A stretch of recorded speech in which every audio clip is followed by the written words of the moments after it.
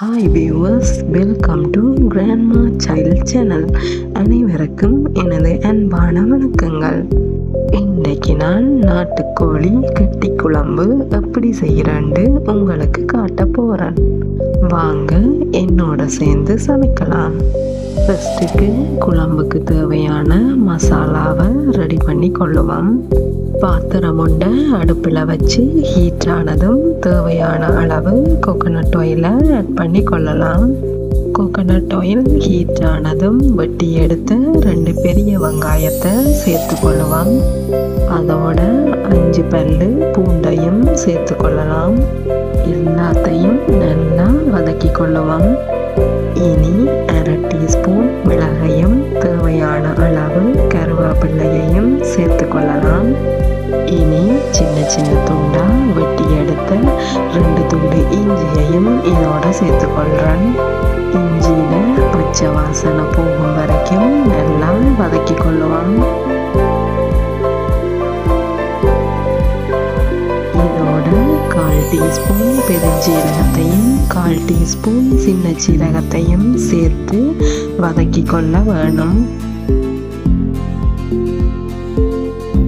5 table spoon அளவுக்கு தேங்காய் பூவை எடுத்திருக்கிறேன். அதையும் இதோட சேர்த்து நல்லா வதக்கி கொள்ளுவோம்.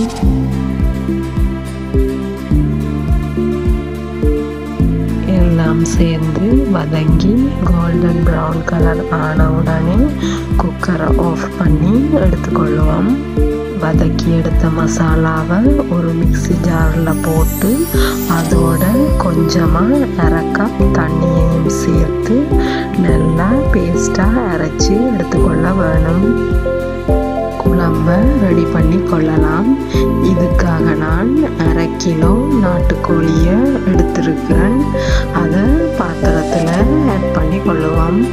இதோட 1/2 டீஸ்பூன் மஞ்சள் தூளையும் 1/2 டீஸ்பூன் உப்பு தூளையும் சேர்த்து நல்லா மிக்ஸ் பண்ணி விட்டுக்கொண்டு பாயில் பண்ணி எடுத்துக்கொள்ளலாம்.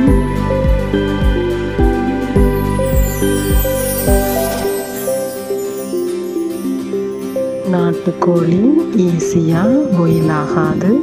அதால் ஒரு மூடியால் மூடி பாயில் பண்ணி எடுத்துக்கொள்ளுவோம். பாயில் ஆகிறதுக்கு எனக்கு 20 மினிட்ஸ் எடுத்திருக்குது. தேவையண்டா ப்ரெஷர் குக்கர்லையும் 10 விசில் வச்சு எடுத்துக்கொள்ள இயலும். சிக்கனில் இருக்கிற தண்ணி எல்லாம் நல்லா வற்றி ட்ரை ஆகிட்டு இனி தாளிக்கிறதுக்கு தேவையான அளவு தேங்காய் எண்ணெயை சேர்த்து கொள்ளுவோம். அதோட வெட்டி எடுத்த ஒரு பெரிய வெங்காயத்தையும் தேவையான அளவு கருவேப்பிலையையும் வாசனைக்காக ரம்ப இலையையும் சேர்த்து நல்லா வதக்கி கொள்ளுவோம். இதோட 1/2 டீஸ்பூன் பெருஞ்சீரகத்தையும் 1/2 டீஸ்பூன் கடுகையும் சேர்த்து கொள்கிறேன். இனி வெட்டின ஒரு பெரிய தக்காளியையும் ஒரு பெரிய உருளைக்கிழங்கையும் சேர்த்து நல்லா எல்லாத்தையும் மிக்ஸ் பண்ணி விட்டுக்கொள்கிறேன். கறி மசாலா பவுடர் 2 டேபிள் ஸ்பூனையும் ஆட் பண்ணி ஸ்லைட்டாக வதக்கி விட்டுக்கொள்ளுவோம்.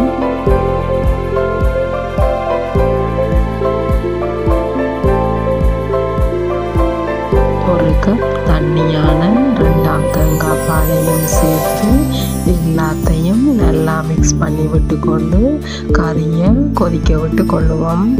ஏற்கனவே சிக்கனை பாயில் பண்ணக்குள்ள 1/2 டீஸ்பூன் உப்புத்தூளை சேர்த்துருக்கிறேன். ஸோ இன்னும் ஒரு 1/2 டீஸ்பூன் உப்புத்தூள் சேர்த்து கொண்டா போதும். கறி நல்லா கொதிச்சு அரைவாசிக்கு வத்தி இருக்குது. இனி ஏற்கனவே அரைச்சி வச்ச மசாலாவை இதோட சேர்த்து கொள்ளலாம். இதோட 1/2 டீஸ்பூன் இறைச்சி மசாலா தூளையும் சேர்த்து எல்லாத்தையும் மிக்ஸ் பண்ணி விட்டுக்கொண்டு கொதிக்க விட வேணும். மசாலா ஆட் பண்ணின பிறகு கென நேரம் கொதிக்க விடாமல் ஒரு 1 மினிட் கொதிக்க விட்டுக்கொண்டு அதோட பாதி எலுமிச்சம்பழத்தையும் பிழிஞ்சு விட்டுக்கொள்ளுவோம். குழம்பு குழம்பு கொதிச்சு ரெடி ஆயிட்டது. இனி குக்கரை ஆஃப் பண்ணி இறக்கி கொண்டா சரி. வாவ், சூப்பர் டேஸ்டியான என்னோட அம்மம்மா எனக்கு சொல்லி தந்த நாட்டுக்கோழி கெட்டி குழம்பு ரெடி ஆயிட்டது. இதை நீங்களும் ட்ரை பண்ணி பார்த்துட்டு உங்களோட கமெண்ட்ஸை எனக்கு போட்டு விடுங்க வியூவர்ஸ். நன்றி, வணக்கம்.